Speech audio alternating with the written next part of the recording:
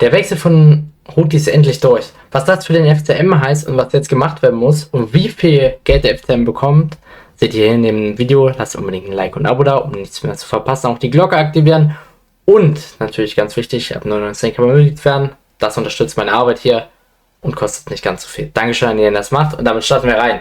Ja, Houthi verlässt nun den Verein offiziell und das ist meiner Meinung nach ein sehr, sehr schwerwiegender Abgang. Denn er hat es richtig gut in der dritten Liga gemacht und auch in der zweiten Liga, immer wenn er gespielt hat, meiner Meinung nach, hat er gut performt und war einer der großen Konkurrenten für Heber. Daher, dass er jetzt aktuell zu Dresden wechselt, verlieren wir erstmal einen Top-Innenverteidiger für die zweite Liga an einen Konkurrenten, der natürlich auch nächste Saison vielleicht überraschen könnte. Die wollen den Klassenerhalt und darum geht es nämlich auch, vor allem bei Houthis Ablösesumme. 350.000 kriegt der FCM überwiesen. Das ist eine sehr, sehr ordentliche Summe für Dresden und da mussten sie schon ehrlich tief in die Tasche greifen, um ihn so zu verpflichten. Damit wird es natürlich schwerer für Dresden, weitere Spieler zu holen, denn so viel Geld haben sie nicht. Und wenn man überlegt, wie unsere erste Saison war, sie sind vielleicht ein bisschen finanziell stärker aufgestellt als wir zu dem Zeitpunkt, aber so viel mehr ist es dann auch nicht. Und auch ganz wichtig an dieser Stelle zu sagen ist, dass vielleicht Dresden noch mehr Geld an Houthi verliert, denn auch ein Boni wurde eingebaut. Und das war Ottmars großes Ziel. Er will insgesamt 150.000 noch an Boni haben. Durch einen eventuellen, wahrscheinlichen Klassenerhalt. Das weiß man nicht ganz genau, aber ich kann mir sehr gut vorstellen, dass der Boni Klassenerhalt heißen wird. Denn beim Klassenerhalt, wenn es wirklich so ist, gibt es nochmal 150.000 Tacken drauf und damit würde man seine Wunschsumme von 500.000 erhalten. Für 500.000 würde dann Houthi wechseln bei einem Marktwert von 700.000 an einen direkten Konkurrenten und Houthi hat sehr wahrscheinlich nur noch ein Jahr Vertrag. Und damit wäre das ein guter Deal. Würde damit also etwa so viel wie Tietz einbringen und wechselt zu Dresden, dem Aufsteiger in die zweite Bundesliga. Ja, er hat gute Arbeit geleistet bei Dresden in 10 Spielen und hat damit sich auch direkt bewiesen, dass er es kann und nächste Saison der Chef in der Innenverteidigung sein wird bei Dresden. Auch als Nationalspieler hat das immer wieder gut gemacht zuletzt und kennt da auch den Trainer bei Dresden. Ja, was ihn da ausgemacht hat, ist vor allem sein Potenzial und als 22-Jähriger sein Führungspotenzial. Denn das hat er gezeigt in Dresden und das ist vor allem eine überraschende Sache, muss man sagen.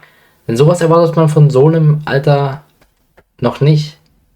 Dass man so klar die Mannschaft führt. Hat dann innerhalb von 10 Spielen auch ein Tor machen können bei Dresden, war 50% in der Startelf, war aber auch jetzt 9 weitere Spiele verletzt. Eine gelbe Karte hat er dabei nur gesammelt. Beim FCM sieht es wiederum anders aus in der Hinrunde. Da konnte er gerade mal 5 Spiele machen. Einmal in der Startelf stand er dabei und 16% Spielminuten hat er gesammelt. Also immer so zur zweiten Hälfte kann man, oder ein paar Minuten ab 70. eine gelbe Karte dabei hat er auch bekommen. Ja. Und konnte natürlich sich dann beim FCM nicht weiterempfehlen und hat gemerkt, in Dresden wird er wertgeschätzt, vor allem unter seinen alten Trainern, den er auch bei Freiburg 2 schon hatte, und wird nun dann sehr wahrscheinlich mit Dresden in eine gute Zeit gehen, denn da wird er klar gesetzt sein und nicht so schwierig es haben wie beim FCM, wo vor allem der neue Trainer, da weiß er noch nicht, spielt jetzt genauso wie bei Tietz keine Rolle, wie sieht's aus, er muss ja auch Gedanken sich über seine vor allem Nationalkarriere und seine normale Vereinskarriere machen.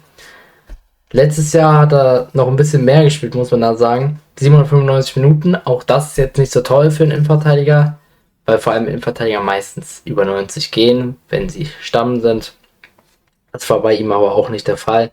Hat gerade mal 19 Spiele gemacht, ja. Und er hat da auch grundsätzlich gar nicht mal so überzeugt in den Laufe. Hat aber keine gelbe Karte bekommen, auch das ist ganz interessant. Für einen Innenverteidiger, glaube ich.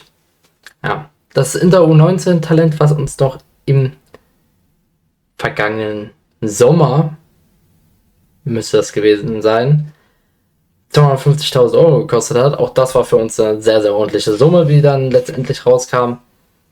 Wird also nun klar gut weiterverkauft für vielleicht 500.000. Also hat man definitiv Profit machen können.